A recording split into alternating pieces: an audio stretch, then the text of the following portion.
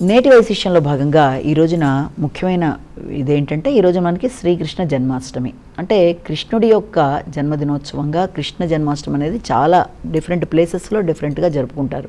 కృష్ణుడు అంటేనే ఆకర్షణకి ప్రతిరూపంగా చెప్తారు.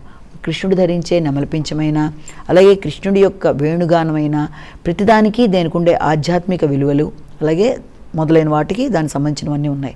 ఇక్కడ కృష్ణుడికి సంబంధించిన దాంట్లో ముఖ్యంగా మనం తీసుకున్నట్లయితే కృష్ణుడు ఎప్పుడైతే మనకి ఆయన ఒక ఆధ్యాత్మిక ఆయన ఒక గురువుగా గురుత్వానికి సంకేతంగా మనం కృష్ణాష్టమిని చెప్పుకోవడం అనేది కూడా జరుగుతుంది.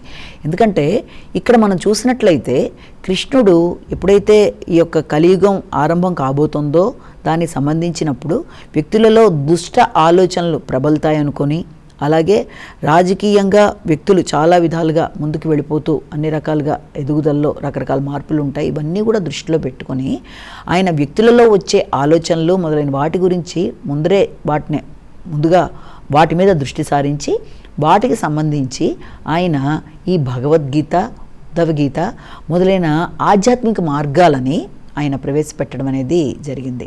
మనం చూసినట్లయితే గురు చరిత్రలో ఒక మాట అంటారు, ఏంటంటే దైవం కన్నా గురువు మిన్న అన్న విధానంలో అక్కడ అంటారు.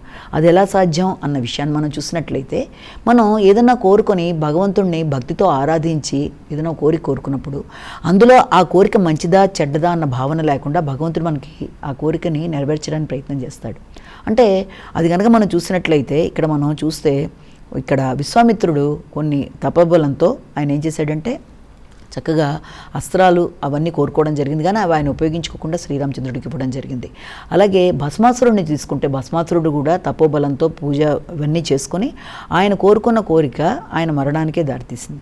అంటే భగవంతుడిని మనం కోరుకున్నప్పుడు మనకి అనుగ్రహించే కోరికలో అది ఎంతవరకు మంచి చెడు అన్నదాని విధానం కాకుండా కోరిన విధానానికి వాళ్ళు మనకి ఇవ్వడం జరుగుతుంది.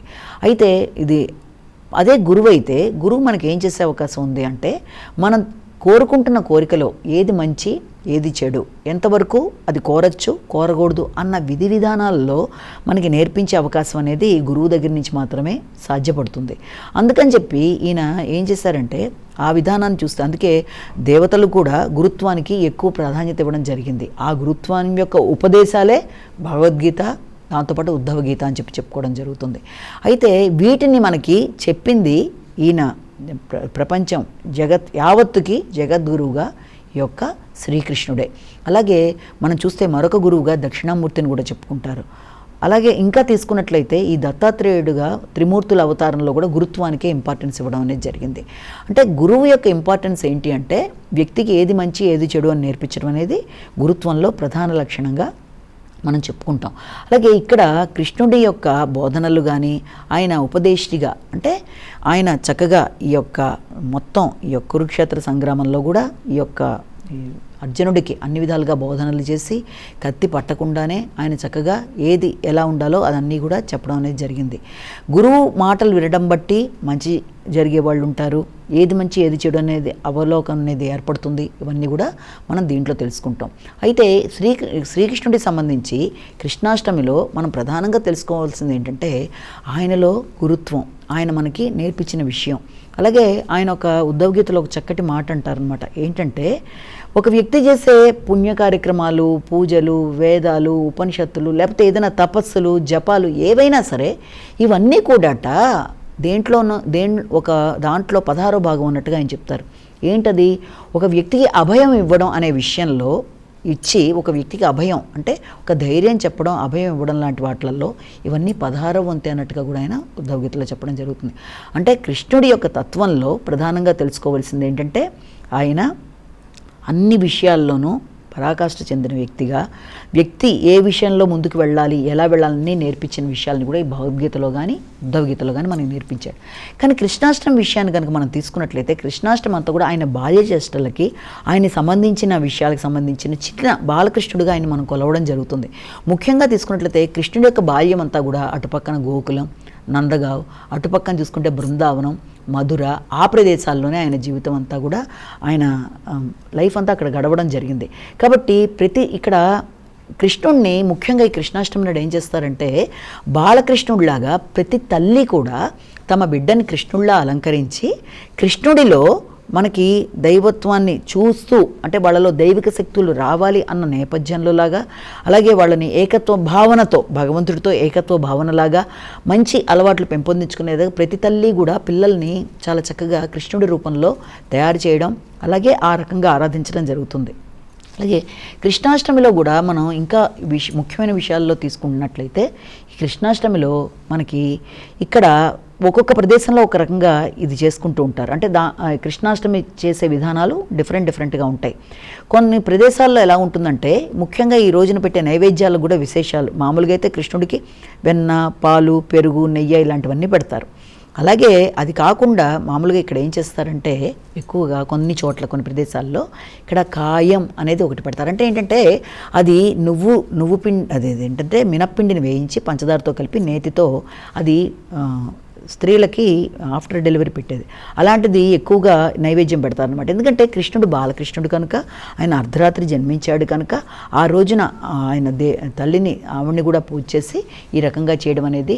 అలాగే కృష్ణుడికి సంబంధించిన విషయాల్లో ప్రధానంగా 8వ సంఖ్య కూడా చాలా ప్రాధాన్యత ఉందని మామూలుగా అంటారు. ఎందుకంటే కృష్ణుడికి సంబంధించి ఆయన పుట్టింది అష్టమి నాడు.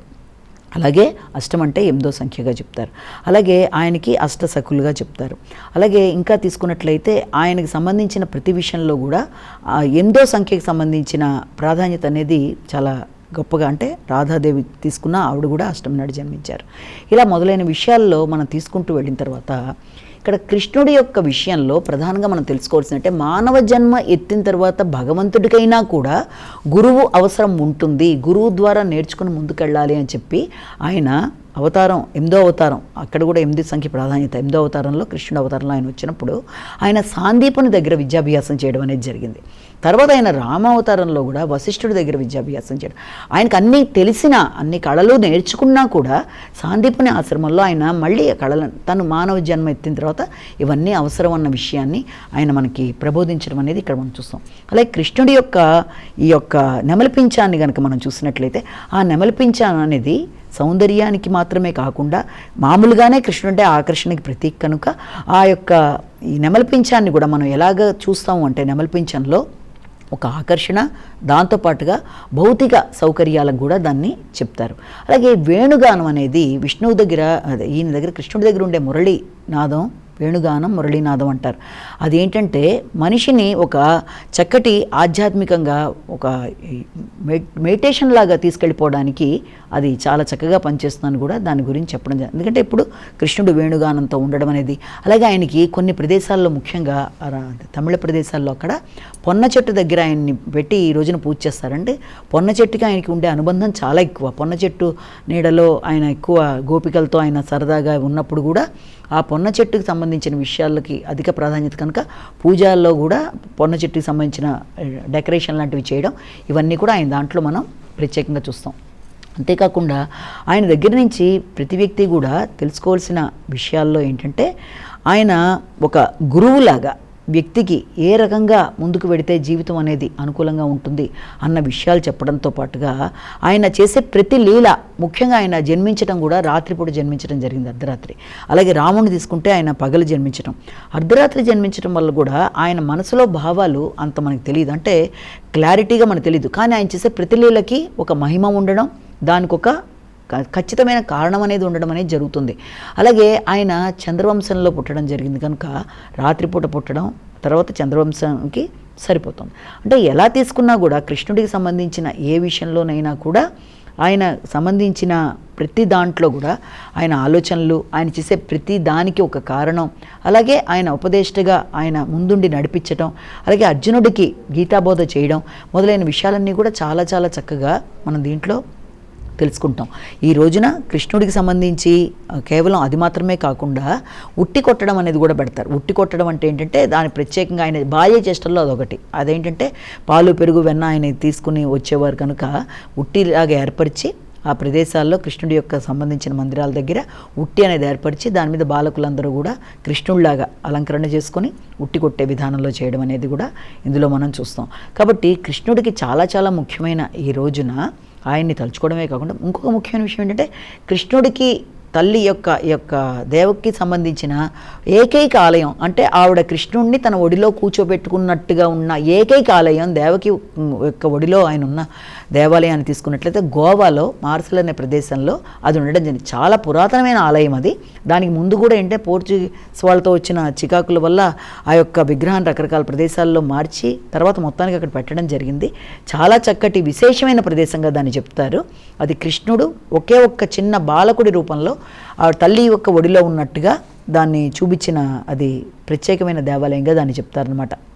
అయితే అది ఈ రోజున కృష్ణ జన్మాష్టమి నాడు పురస్కరించుకొని మనకి ఎలాగైతే గుజరాత్లో కృష్ణుడి యొక్క ప్రధాన మందిరాలు, ఇటు పక్కన చూస్తే ఉడిపి, అన్ని ప్రదేశాల్లో ఎలాగైతే చేస్తారో ఇక్కడ కూడా ఈ యొక్క గోవాలో ఈ ప్రత్యేకమైన ప్రదేశంలో కూడా కృష్ణ జన్మాష్టమి అనేది కృష్ణుడిని చిన్న రూపంలో చాలా చక్కగా రాత్రంతా కూడా జాగారం ఉండి ఆ కృష్ణుడి కథలు చెప్తూ కృష్ణుడిని ఉయ్యాల్లో పడుకోబెట్టి తల్లి దగ్గర కూర్చోబెట్టి చాలా చక్కగా చేస్తారు. చూడడానికి 2 కళ్ళు చాలని మంచి అద్భుతమైన ప్రదేశంగా దీన్ని చెప్తారు. నమస్కారం.